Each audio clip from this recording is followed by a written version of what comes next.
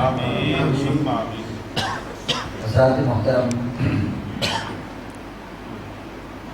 ہم حضور سید عالم صلی اللہ تعالی علیہ وسلم کے سفر معراج کو بیان کرنے اور سننے کی سعادت حاصل کر رہے ہیں۔ حضور علیہ السلام کے سفر کا جو دوسرا مرحلہ تھا، اس کے متعلق سیدھا معلومات آپ کو فراہم کر رہے تھے، اس پر روشنی ڈال رہے تھے کہ سفر کا پہلا مرحلہ تو مکہ سے بیت المقدس تک مکمل ہوا، پھر وہاں سے دوسرا مرحلہ جسے عروج الی السماء کہا جاتا ہے، آسمانوں کی طرف عروج کرنا، وہ بیان ہو رہا تھا۔ تو پہلے آسمان پر حضرت آدم علیہ السلام سے ملاقات ہوئی، تو دوسرے پر حضرت یحییٰ علیہ السلام اور عیسیٰ علیہ السلام سے ملاقات ہوئی، جنہوں نے خوش آمدید بھی کہا اور آپ کے لیے دعائے خیر بھی کی۔ اور پھر تیسرے پہ حضرت یوسف علیہ السلام سے ملاقات ہوئی، اور چوتھے پہ حضرت ادریس علیہ السلام سے ملاقات ہوئی، اور پانچویں پہ حضرت ہارون علیہ السلام سے ملاقات ہوئی۔ جہاں تک ہم نے بیان کیا تھا، کچھ تفصیلات بھی آپ کو دی تھی، تو حضور علیہ السلام فرماتے ہیں پھر ہم چھٹے آسمان پہ پہنچے، تو وہاں ہماری ملاقات حضرت موسیٰ علیہ السلام سے۔ جناب جبریل علیہ السلام نے کہا یہ موسیٰ علیہ السلام ہیں، آپ انہیں سلام کریں۔ حضور فرماتے ہیں وسلم تو علیہ، میں نے ان کو سلام پیش کیا، اور فردہ انہوں نے بھی سلام کا جواب دیا۔ انہوں نے فرحبا یعنی انہوں نے مرحبا کہا، یا نبی صالح،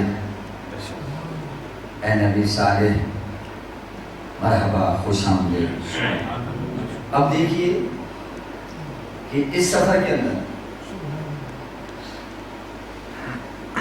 حضور علیہ السلام فرماتے ہیں کہ میں موسیٰ علیہ السلام کی قبر انور سے گزرا تو میں نے کیا دیکھا کہ وہ قبر میں کھڑے ہو کر نماز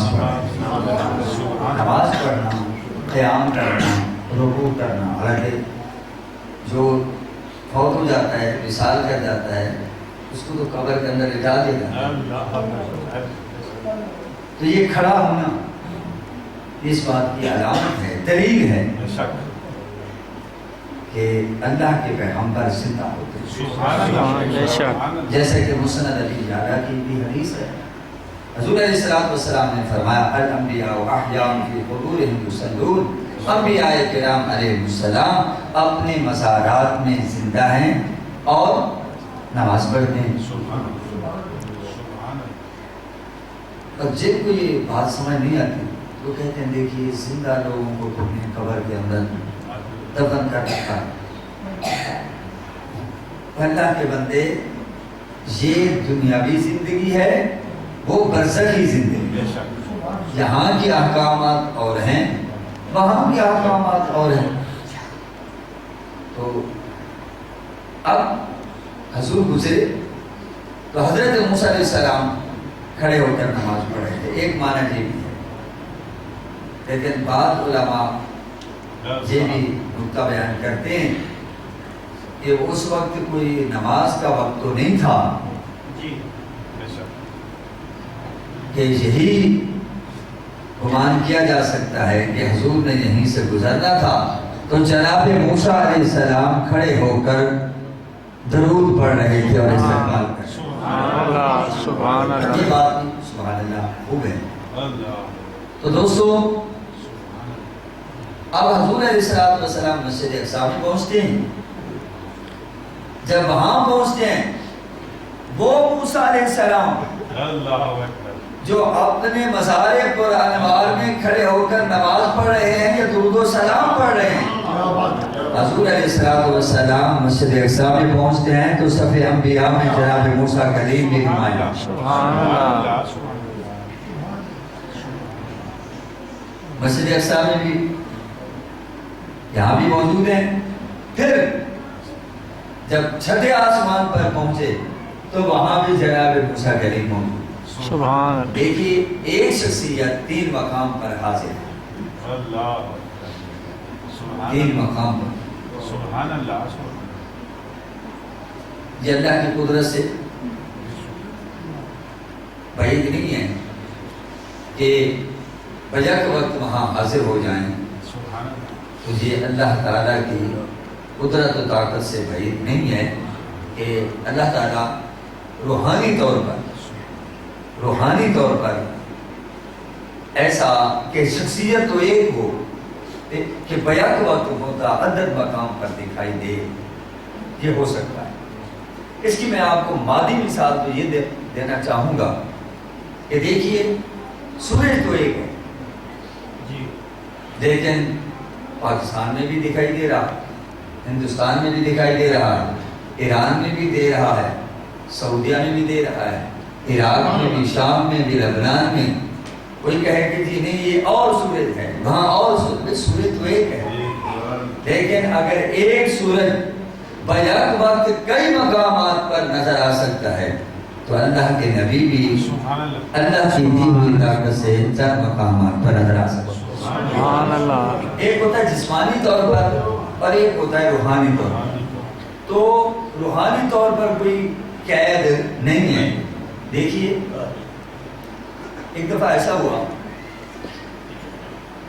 کہ حضرت شیخ عبد القادر جیلانی رضی اللہ تعالی عنہ کہ عقیدت مندوں نے کہا حضور آج روزہ ہمارے ہاں افطار ہے.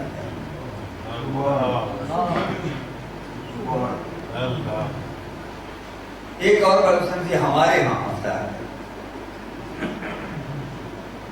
تیسرے نے کہا کہ مہربانی ہو سکے تو ہمارے ہاں افطار ہے. سبحان اللہ. آپ نے دعوت کو قبول کر لیا, انشاءاللہ حاضری ہو جائے گی. اور مزے کی بات یہ ہے جیسے نفلی روزہ ہوتا ہے اس کی بات ہو رہی ہے کیونکہ اللہ والے تو روزے بہت رکھتے ہیں. سبحان اللہ. روحانی مدارج میں روزے کا بڑا کردار ہے. ہم تو فرضی روزہ نہیں رکھ سکتے, ہمارا حال تو یہ ہے. اب رمضان شریف کی آمد ہے, کوئی کہے کہ یار رمضان شریف آ رہا ہے تو لوگ بڑی حیرت سے آ بھی گیا یار, کل تو ہم نے قاری آصف صاحب کے پیچھے تراویح پڑھی ہیں, آ بھی گیا. اب ہمیں قرآن بھی سننا پڑے گا, اللہ روزے بھی رکھنے پڑے. لیکن کتنے خوش نصیبوں کہیں گے اے اللہ رمضان شریف کی برکتیں نصیب. اس کے ساتھ جو کمی رہ گئی ہم کوشش کریں گے پوری کریں گے. اچھا جی, اب افطاری کا وقت قریب ہے. حضرت نے چادر اٹھائی اور لیٹ گئے.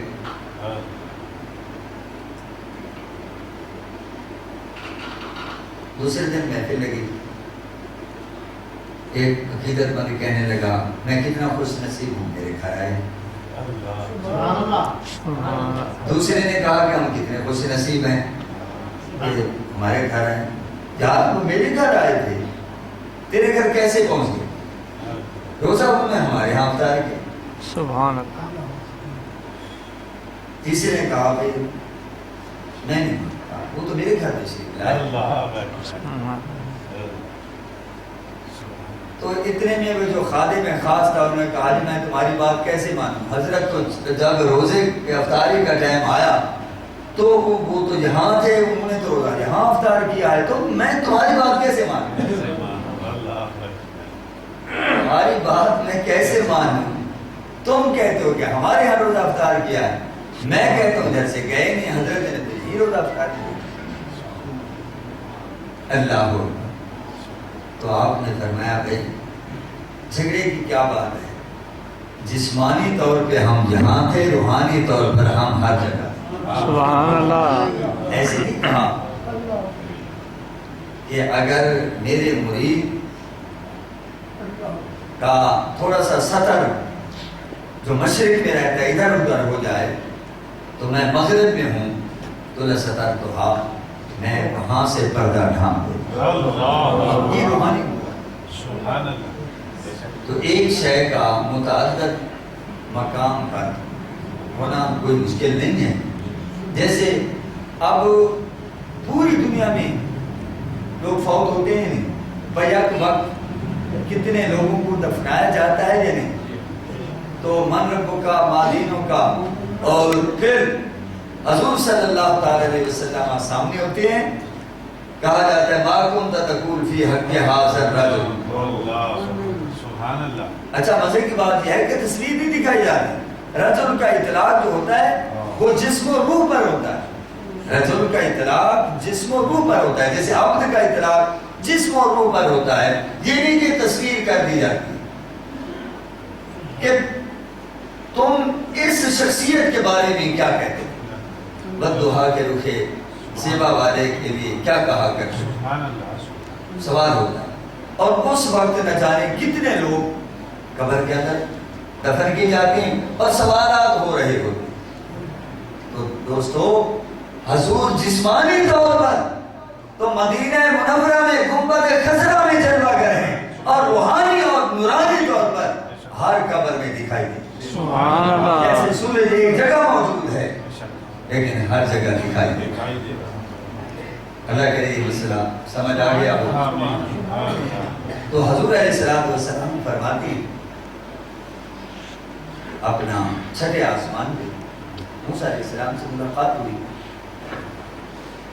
اور بڑے جلال والے آپ کو پتا ہے موسیٰ علیہ السلام بڑے جاہو جلال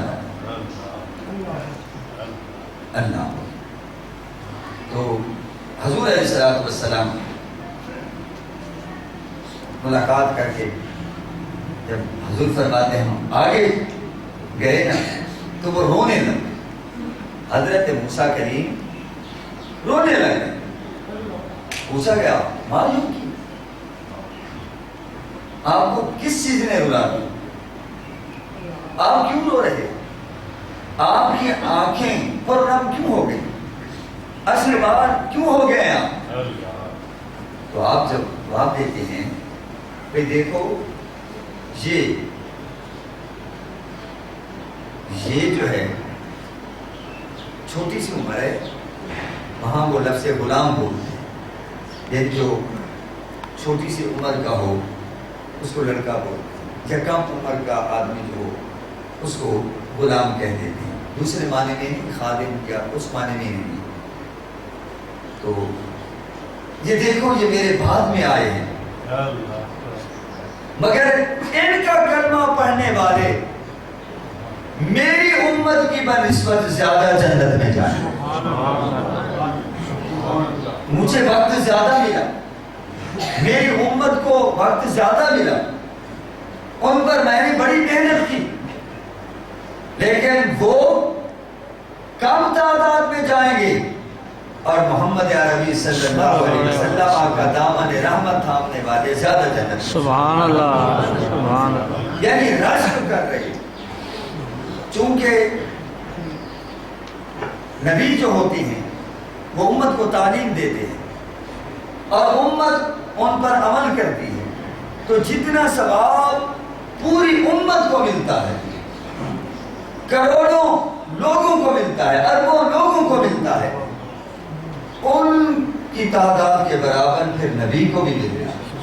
الدال علی الخیر کفائلہ, جو نیکی کی دلالت کرتے ہیں, نیکی کی طرف رہنمائی کرتے ہیں, ان کو بھی اسی طرح کا ثواب ملتا ہے جو اس کی رہنمائی پر عمل کرتے ہیں. یعنی آپ یہاں روزے رکھیں گے, آپ نماز پڑھیں گے, تو اس کا اجر و ثواب بھی اللہ کے نبی کے کھاتے میں جاتا ہے. ان کا اپنا تو بہت بڑا مقام ہے ان کی عبادت کا. دوستو ہم تو ساری زندگی ساری امت سجدے میں پڑی رہے, جو آقا کے سجدے کا مقام ہے وہ پوری امت مل کر بھی ایک سجدے کا مقام حاصل نہیں کر سکتا. مگر اصول یہی ہے, اصول یہی ہے. تو حضرات محترم، حضور صلی اللہ تعالی علیہ وسلم پھر آگے تشریف لے گئے. تو ساتویں آسمان پہ حضرت ابراہیم علیہ السلام سے سبحان اللہ. اور آپ بیت المعمور کے ساتھ اپنی پشت مبارک لگائے بیٹھے ہیں. تو جناب جبریل کہتے ہیں حاذا ابوک ابراہیم، یہ جناب ابراہیم علیہ السلام آپ کے جد امجد ابراہیم علیہ السلام ہیں، ان کو سلام کیجئے. میں نے سلام کیا، انہوں نے بھی سبحان اللہ سلام کیا. اور فرمایا جب میں صالح، اے صالح بیٹے میرا بھی سلام اور خوش آمدید کہا، مرحبا کہا. اچھا، حضور علیہ السلام سے انہوں نے حضور کی امت کے نام پیغام دیا. آپ بھی سن، جو انہوں نے حضور کے حوالے سے، واسطے سے، ذریعے سے، حضور کے ہاتھوں ہمیں پیغام دے.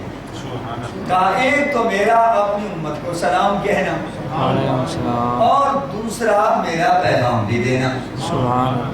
ان کو کہنا الجنت قیعان، جنت تو ایک چٹیا میدان ہے. جنت تو ایک چٹیا میدان ہے، اور اس میں درخت لگانے کی بڑی گنجائش ہے. سبحان اللہ. درخت لگانے کی بڑی گنجائش ہے. جتنی بار سبحان اللہ سبحان اللہ لا الہ الا اللہ اللہ اکبر پڑھو گے تو اللہ پاک درخت لگاتا ہے. سبحان اللہ سبحان اللہ. دیکھیے اللہ کے نبی جو ہیں وہ بھی حضور کی امت کی بھلائی کے خواہش مند. سبحان اللہ. خیر خالی کریں. چونکہ میں چاہتا ہوں آج گفتگو کو سمیٹوں، تو اگلا جمعہ ظاہر ہے کہ پھر شب برات کے حوالے سے ہوگا. تو یہاں میں حضرت موسیٰ علیہ السلام کے حوالے سے ایک اور بات کہنا چاہوں گا. جب حضور واپس تشریف لے سدرۃ المنتہا کراس کر کے، میں چونکہ وقتاً فوقتاً یہ بیان کرتا بھی رہا ہوں، سدرۃ المنتہا ایک ایسا مقام ہے کہ نیچے سے جو چیز جاتی ہے وہ وہاں رک جاتی ہے. یا سرحد کا نام ہے سدرۃ المنتہا، انتہا سے ہے. انتہا کا معنی ہے رک جانا. یہاں سے کوئی فرشتہ جائے، اعمال جائیں، علوم جائیں تو وہاں جا کر حد ہے بس. اور اوپر سے کوئی چیز آئے، فرشتہ آئے، وہ وہیں رک جاتا ہے. یعنی اوپر والے فرشتے یا اوپر والی مخلوق جو ہے وہ نیچے نہیں آ سکتی، نیچے والی اوپر نہیں جا سکتی، کراس نہیں کر سکتے. لیکن ہم دیکھتے ہیں شب معراج آپ کے آقا جا بھی رہے ہیں اور آ بھی رہے ہیں. نہ جانے پر پابندی ہے، نہ آنے پر پابندی. سبحان اللہ سبحان اور اللہ. اللہ نے دکھا دیا نہ میرے محبوب عام نبیوں، عام رسولوں، فرشتوں جیسے ہیں، اور نہ کوئی نبی اور رسول فرشتہ میرے نبی جیسا. یہ ساری مخلوق میں میرے محبوب بے مثل و بے مثال. سبحان اللہ. بے شک گئے اللہ کے قرب میں، جنت کو دیکھا، جنت کے مناظر کو دیکھا. سبحان اللہ. وہاں نہر کوثر کو دیکھا، نہر کوثر کو دیکھا. موتیوں کے خیمے بنے ہوئے ہیں، بہت کچھ ہے. تو دوستو اس پر تو بہت سی بحث ہو سکتی ہے، لیکن اللہ تعالیٰ کے قرب میں پہنچے اور حضور ایسے مقام پر پہنچے، کوئی وہاں خواب میں بھی نہیں پہنچ سکتا. بے شک وہاں خواب میں بھی نہیں پہنچ سکتا. شعور و فکر و نظر کے دعوے حد تعین سے کر نہ پائے، نہ چھو سکے ان بلندیوں کو جہاں مقام محمد صلی اللہ علیہ وسلم. سبحان اللہ. امام کہتے ہیں سراغ عین و مدار کہاں تھا، نشان کیف و الہ کہاں تھا. نہ کوئی ساتھی، نہ کوئی راہی، نہ سنگ منزل، نہ مرحلے. سفر کے لیے سنگ منزل بھی ہوتے ہیں، مرحلے بھی ہوتے ہیں. یہ ایک مرحلہ مکمل ہوا اور جناب 1 کلومیٹر پر پھر آپ کو سنگ منزل بتائے گا کہ آپ منزل آپ کی اتنی دور رہ گئی. وہاں تو راستے نہیں ہیں، لیکن حضور جا رہے ہیں، تو جانا اس بات کی دلیل ہے کہ یہ راستہ کوئی انجانا نہیں تھا، لگتا ہے دیکھا بھالا، اسی لیے تو جا رہے ہیں۔ جبرائیل پیچھے رہ گئے، کس سے پوچھیں؟ میکائیل تو پیچھے رہ گئے، کس سے پوچھیں؟ حضور کا جانا اس بات کی دلیل ہے کہ لگتا ہے کہ یہ راستہ دیکھا بھالا۔ سبحان اللہ، اللہ اکبر۔ تو دوستو اللہ تعالیٰ سے ہم کلام ہوئے، 90,000 کلام ہوا، اور حضور جب واپس آئے تو اللہ نے 50 نمازوں کا حکم صادق فرما دیا۔ پھر راستے میں حضرت موسیٰ کریم مل گئے، پوچھا کہ اللہ پاک نے آپ کو کیا حکم دیا؟ میرے آقا نے فرمایا امرت 50 صلاۃ، مجھے 50 نمازوں کا حکم دیا گیا ہے، ہم 50 نمازیں پڑھیں۔ عرض کیا حضور، ارجع الی ربک فاسأل التخفیف، اپنے رب کی طرف لوٹ جائیں اور اللہ تعالیٰ سے کمی کا سوال کریں۔ ان امتک لا تستطیع 50 صلاۃ، آپ کی امت 50 نمازیں نہیں پڑھ سکتی۔ ہم کتنا عرصہ کم و بیش یعنی 5000 سال بعد، 4-5 ہزار سال بعد ہم لوگ اس کو، تو وہ پہلے سے فرما رہے ہیں حضور واپس جائیے، اللہ سے کمی کا سوال کیجئے، آپ کی امت نہیں پڑھ سکے گی۔ ویسے میں تجربہ بھی کر چکا ہوں، میری امت پر 2 نمازیں فرض تھی، وہ 2 ہی نہیں پڑھ سکی۔ میری امت تو طاقتور بھی تھی، قوی بھی تھی، کبھی جسہ بھی تھی، لیکن حضور آپ کی امت تو کمزور ہوگی، مہربانی کیجئے آپ واپس جائیں۔ یہاں مجھے رک کر ایک بات کہنا ہے، دوستو پتہ چلتا ہے جناب کریم کا یہ عقیدہ اور نظریہ ہے کہ ہم بھی اللہ کے نبی ہیں، ہماری بھی بڑی شانیں ہیں، مگر یہ نبیوں کے نبی ہیں، اللہ کے ہاں ان کا وہ مرتبہ اور مقام ہے اور وہ شان ہے کہ اگر یہ اللہ کے حضور چلے جائیں اور کمی کا سوال کریں، اللہ اپنے فرائض میں کمی کر دے گا، لیکن محبوب کو خالی نہیں۔ سبحان اللہ، ماشاء اللہ، ماشاء اللہ۔ یہ موسیٰ علیہ السلام کا نظریہ۔ تو دوستو اگر کوئی کہے دیکھو جی اگر حضور کو پتا ہوتا میری امت 50 نہیں پڑھ سکے گی تو موسیٰ علیہ السلام کے مشورے کے بغیر ہی چلے جاتے، پہلے وہاں عرض کر دیتے۔ اچھا جی حضور کو تو پتا نہ چل سکا، حضرت موسیٰ کریم کی توجہ دلانے سے پتا چلا، تو اللہ کو علم نہیں تھا اللہ کو کہ ہم 50 نمازیں بند کریں گے تو درمیان میں موسیٰ کریم آ جائیں گے، ہم پہلے ہی جناب والا کمی کر دیں۔ تو دوستو حضور جس اللہ پاک جس حکمت کے تحت اس نے پہلے کمی نہیں کی، تو حضور بھی اسی حکمت کے تحت خاموش ہے۔ دراصل نمازیں تو ایک بہانہ تھا، اصل میں محبوب کے بندے نے جنموں میں خود کو موسیٰ کریم کو دکھانا تھا۔ اور کوئی پیغمبر کیوں نہیں وہاں آئے؟ ابراہیم علیہ السلام کو کھڑا کیوں نہیں کیا گیا؟ جناب یحییٰ عیسیٰ علیہ السلام کو کھڑا کیوں نہیں کیا گیا؟ موسیٰ علیہ السلام کو کیوں کھڑا کیا گیا ہے کہ نمازوں کے حوالے سے تم ہی مطالبہ کرو کہ حضور یہ زیادہ ہیں، تم بھیجتے رہو ہمارے پاس؟ ان کو کیوں کھڑا کیا گیا؟ اس لیے کہ مقام طور پر انہوں نے سوال کیا تھا نا، رب العالمین انظر الیک، اے اللہ مجھے اپنا آپ دکھا۔ اور بزرگ فرماتے ہیں 9 مرتبہ سوال کیا تھا، مولا مجھے دکھا دے، مجھے دکھا دے، ہر مرتبہ جواب ملتا تھا لن ترانی، ہم تو دکھا سکتے ہیں لیکن تم نہیں دیکھ سکتے۔ لن ترانی یہ نہیں پتا کہ ہم نہیں دکھا سکتے، تم نہیں دیکھ سکتے۔ تو حضرات محترم فرمایا اے پیارے کریم آؤ آج ادھر راستے میں کھڑے ہو جاؤ، براہ راست تو تم نہیں دیکھ سکے جن کو میں نے اپنے حسن و جمال کا آئینہ بنایا ہے، مظہر بنایا ہے، بس درمیان میں ہم نمازوں کی بات رکھ دیتے ہیں۔ اور ایسا کرنا، تم بھیجتے رہنا، وہ آتے رہیں گے، میرا جلوہ پاتے رہیں گے اور تمہیں دکھاتے رہیں گے. ان کو دیکھنا مجھے دیکھنا ہے. جنا اکھیاں دل بر بٹھا او اکھیاں ککلیاں تو ملیوں تے ساجن ملیا ہن آسان لگ پئیاں. تو حضرات محترم یہ موسیٰ علیہ السلام کہ ہم پہ بہت بڑی شفقت ہے. ہم تو 5 بھی نہیں پڑھ سکتے, اگر 50 ہوتی تو کیسے پڑھتے. اللہ اکبر. جاتے رہے آتے رہے اور جب 5 رہ گئی جناب کریم کہتے ہیں حضور ایک چکر اور ہو جائے تو بڑی مہربانی ہوگی. تو اب حضور فرماتے ہیں اے پیارے کریم اب مجھے اپنے رب سے شرم آتی ہے. یعنی کیا مطلب, میں چلا جاؤں گا, کمی تو ہو جائے گی, لیکن ہو سکتا ہے کہیں یہ بھی نہ فرما دیا جائے. اے پیارے حبیب ہم نے تو 50 سے 5 کر دی ہیں, لیکن آپ کی امت اتنی کئی گزری ہے کہ اب وہ 5 بھی نہیں پڑھ سکتی. دوستو آئیے عہد کریں کہ انشاءاللہ نماز کی پابندی کریں گے. وآخر دعوانا ان الحمد